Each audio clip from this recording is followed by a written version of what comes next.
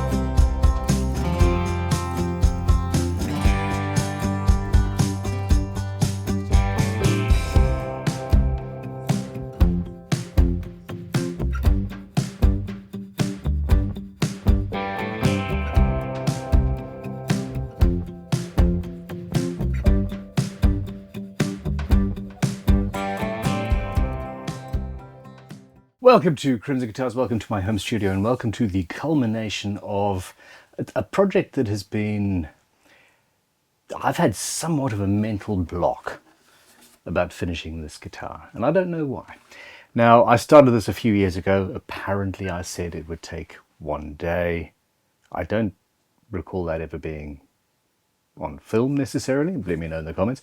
It is being made entirely with hand tools.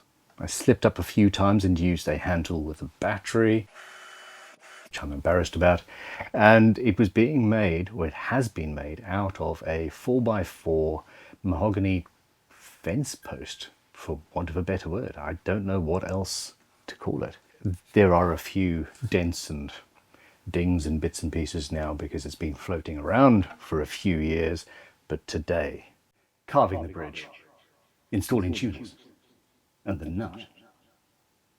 I made a nut a little while ago using a solid chunk of mother of pearl because I seem to have been finding any way I could to prolong the project. Let's go. Burn it.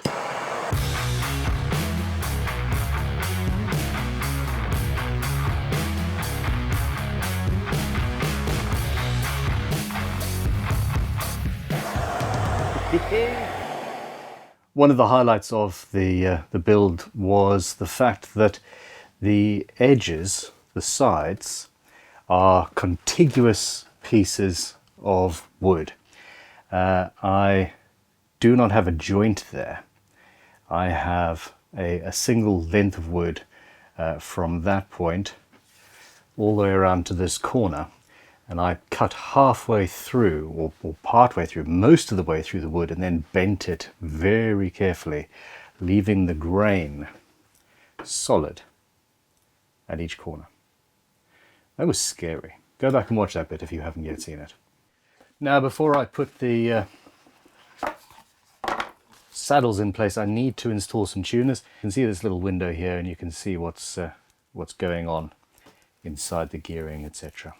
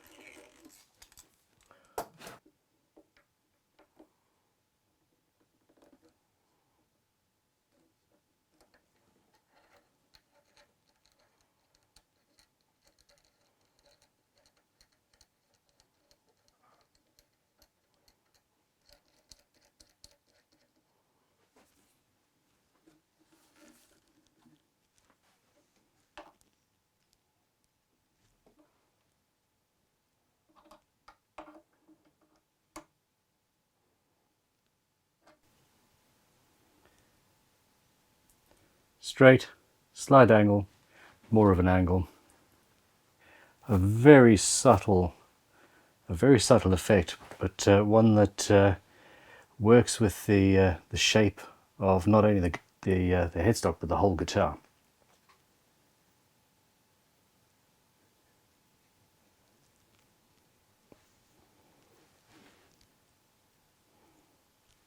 I'm enjoying this. And look at that fit, right on the edge for the outer two. A couple of millimeters there. Oh yeah.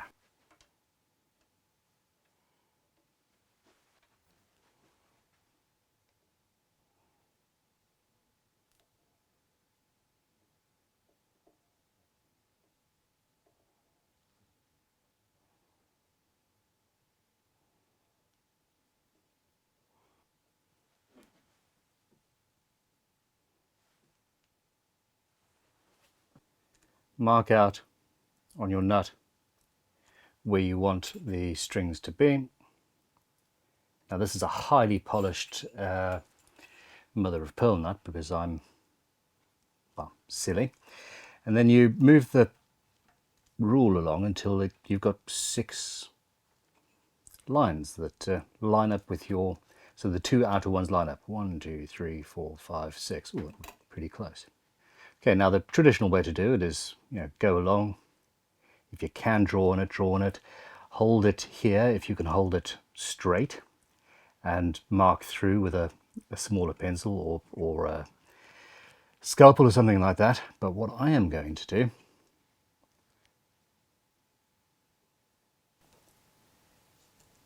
and carefully put it in place. That's my high E string, and so on. Now I'm not worried about it being square necessarily, but if you can get it square while you've got a couple of cameras on you, so much the better.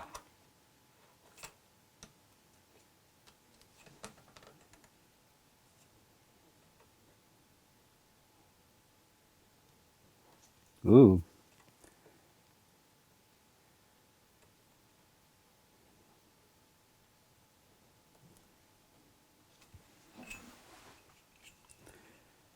And remembering which side you started, line it up with your outside lines. Stick the masking tape on. So now I have an easy gauge where I want my string to come off the edge of the nut. And I can sit there with a saw, a file. Remember, it's to the left-hand side of each piece of this masking tape. And very carefully, try not to slip on this very slippery substance, I can mark a notch. One wrong.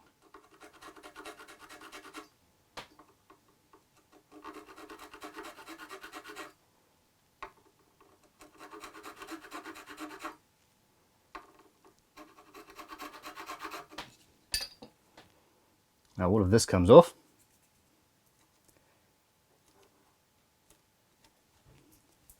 And I've got 6 perfectly spaced, compensated as well due to the thickness of the strings, or for the thickness of the strings, marks very, very precisely in my rather difficult to mark, rather shiny nut, because, hey, I like making life difficult for me.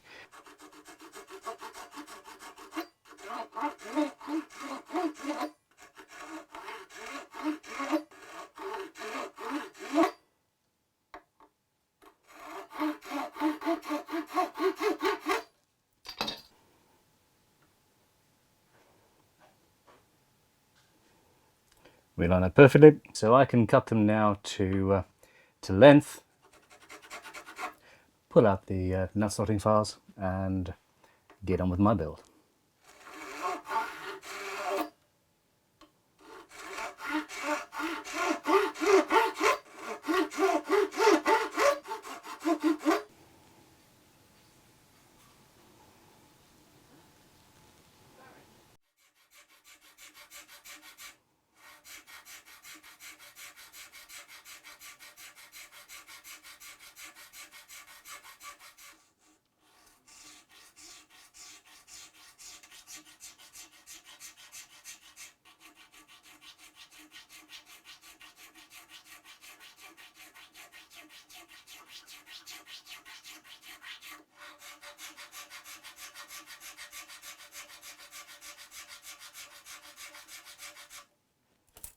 And we're back for another day. Let's get this done, shall we? Now it's onto this bridge, which currently looks a little bit like, well, a little bit rough. Yes, there's some caffeination there. So the fretboard was burnt to get that finish. The bridge still needs to be carved and sanded and shaped. And I've been having some thoughts. I'm going to be using some bridge pins. The D'Addario Premium Grade Luxury Enhanced in Appearance and Tone Ebony and Mother of Pearl, obviously to match all the Mother of Pearl. And yes, I'm tempted to make Mother of Pearl keys for the tuners. But I want to use these, and I'm always thinking about why people do what they do. Is it necessary? Is it just because? And why are bridge pins put directly square to the top? Put indirectly square to the top. We've got a lovely shape here. We've got angles, and I want to bevel the back edge of this bridge and have the pins going in at a slight angle. The ball end of the string is still going to be held against the underside of the top, putting all of the pressure upwards where it needs to be. But I wonder if having the pin at an angle, i.e. at 90 degrees to where the string, or thereabouts, to where the string then pulls off, rather than your bridge pin going and your string coming out from that point at that angle. I wonder if that's going to make a measurable difference to proceedings. Potentially not.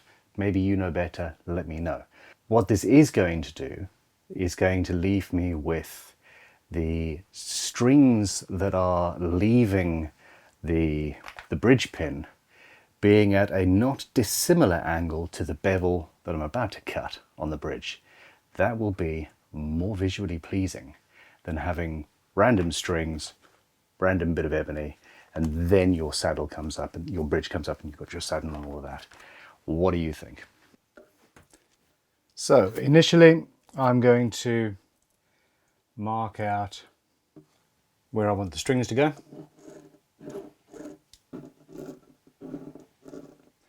And then work out roughly where the intonation point should be.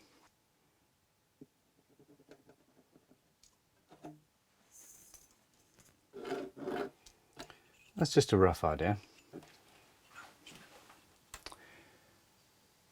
I think it would be wrong not to do that. It would be rude, really.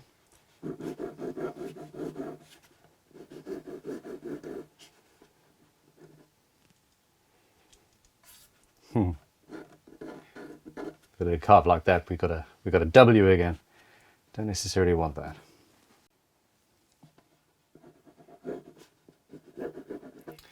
So I'm going to carve the initial bevel here and then figure out where it looks like my bridge pins want to go. We've got some resonance, but this currently looks like a very, very meaty lump of wood. And I've left it so that, I've left it large so that if the guitar feels like it needs it, I can potentially carve more away, and of course I can carve more here. Yeah, there's nothing to it. Let's just take a chisel to the thing and see what happens. What could go wrong? Am I right? Seriously, tell me in the comments what could go wrong.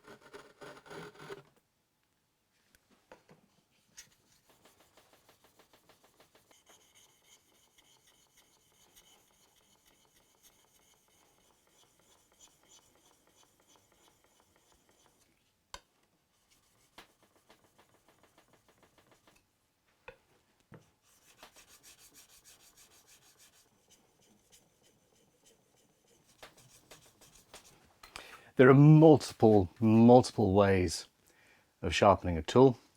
In this case, it's pretty close to sharp already. So just hitting it on some scary sharp is all you need, followed by a good stropping. So this is an ergonomic strop. This was designed for fretwork. Also, I really like the ability to pick this tool up and just quickly refine the edge of my, I nearly said edged tools, but repeating the word edge and then edged, etc. in the same sentence just sounds like I lack imagination.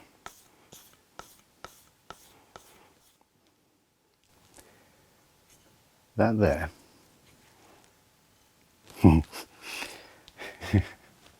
Super sharp. Oh, there we go. 3. Flash. Ha! Who needs After Effects? Yeah, I love my life. I really freaking do.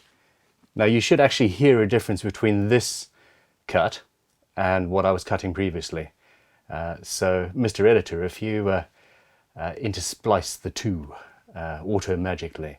So we'll do this one.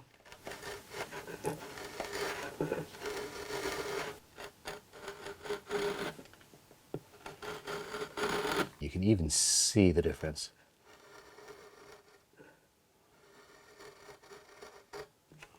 Okay, check this out.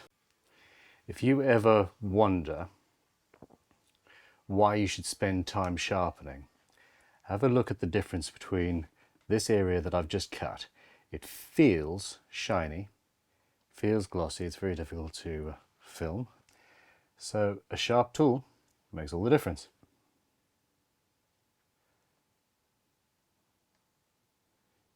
Sort of. I'm hoping that you can see what I'm talking about here. Anyway.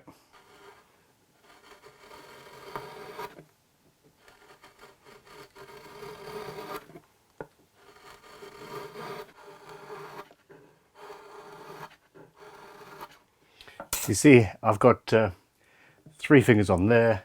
I've got a thumb on the edge here. And the other finger on the chisel, and obviously I'm holding it like that. I've got as much contact with the tool as I possibly can, and sort of struggling with work holding such a light instrument.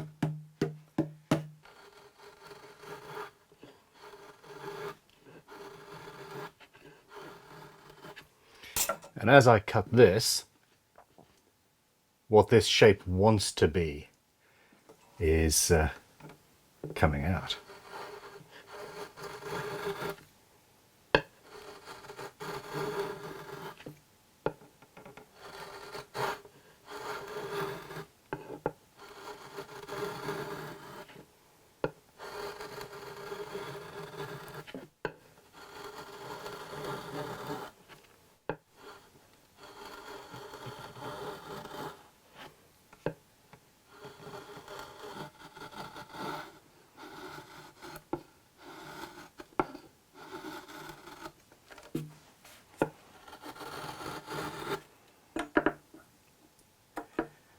strings are going to be about there.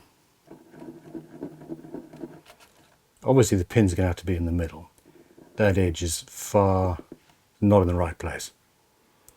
It's going to have to be closer. That line is exactly where I drew it when I first started talking about this concept.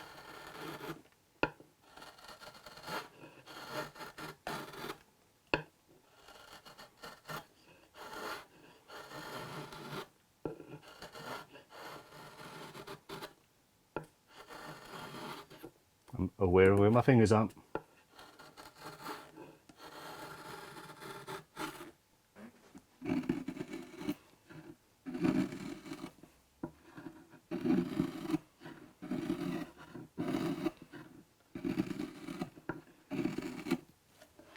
Of course, I'm going straight into end grain and I can't really cut that way.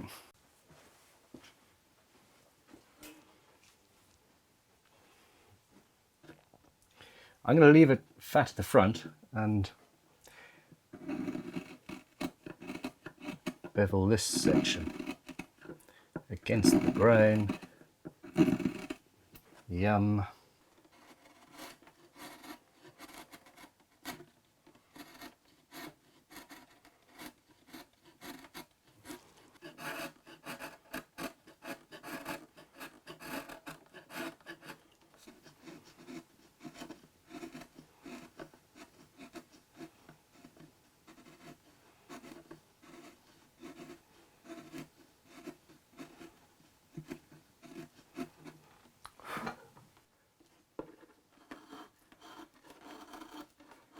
Use a fence post, Ben Crow.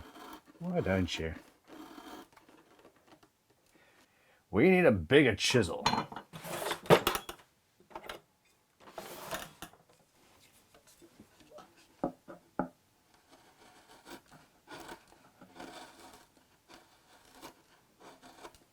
Damn.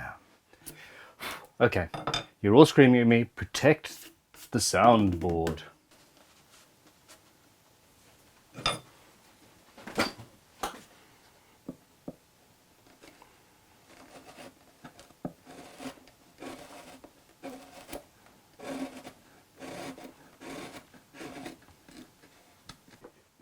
It's about as apposite as a piece of wood could be.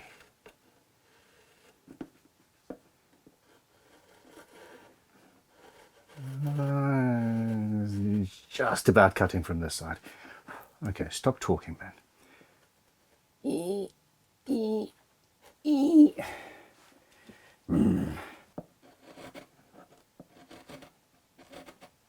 Listen to what the wood is telling you.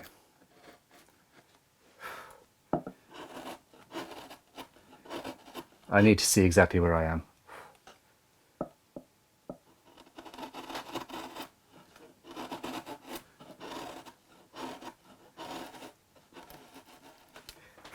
Slicing with an edged tool like this is, it effectively lowers the cutting angle even further. And this is a fairly high cutting angle on this tool. I would rather have a 20-degree bevel than the 25 or 30 that this has ended up, which make it far more of a paring tool, which would make working with this much easier. But also I require the full width of this 2-inch chisel. Because I'm working with a fairly important square and a large bevel, I'm using the tool to keep itself registered and flat and square and straight and nice and well behaved ish.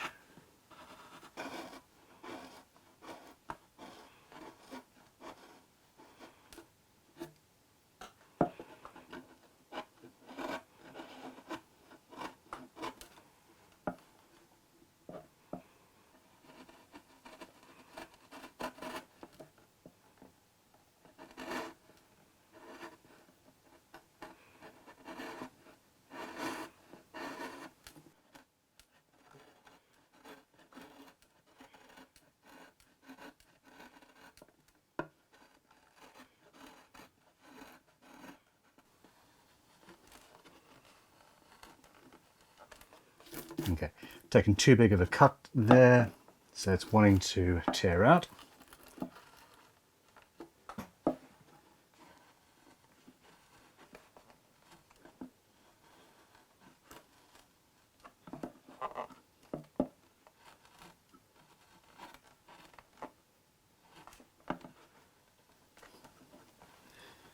This wood is really trying to screw up my whole day.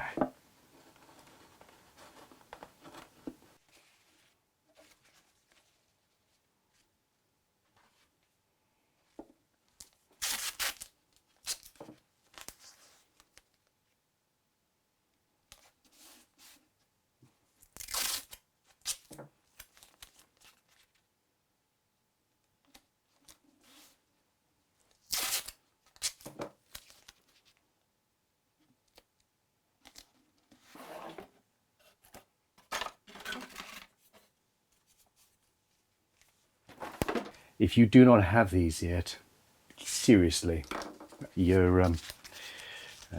missing a trick.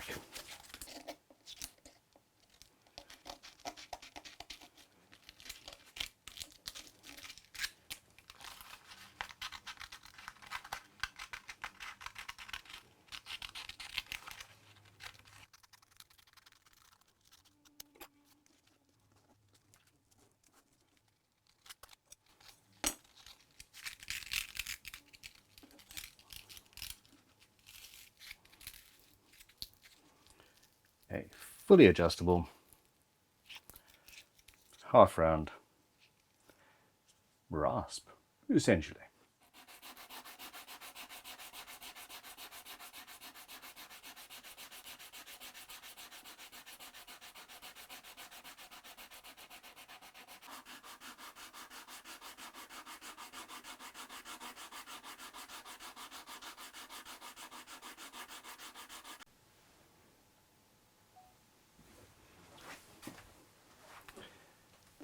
These sanding sticks are one of my favorite developments at Crimson Guitars in a long time. Fully adjustable, put whatever paper you require on, half round, quick, easy.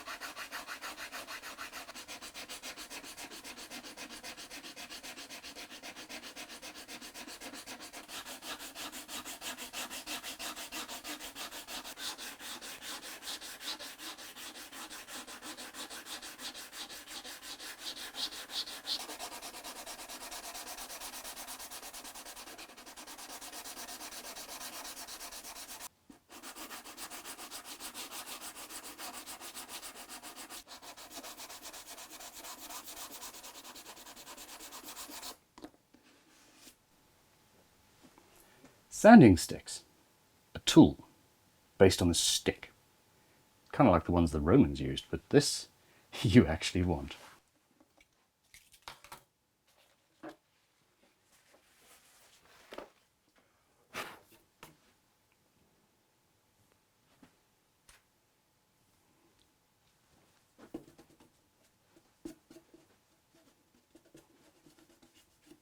Thank you. I am very, very happy with how this is turning out. I think I've got the shape I need. I think I've got the clearance. Maybe not, actually. What I do, however, have is a feeling that I've already pushed this too hard. I've got issues with my wrists and hands and pain and all that jazz, and I need to learn self-control. I'm going to call it here and go and use my TENS machine. Direct nerve stimulation is a fantastic thing. I mean, literally the next episode, I have to finish this guitar. There's no way I cannot. I am going to have to stain and oil the bridge to make it match the look of the fretboard, which was burnt. I'm not burning this one. So, hey, thank you for watching, Please click like, please subscribe, please share this with your many and varied friends. All of this helps. But most importantly, I hope that I've inspired you to go and build something. Anything. Just go and make something. It's awesome. See you soon. Goodbye.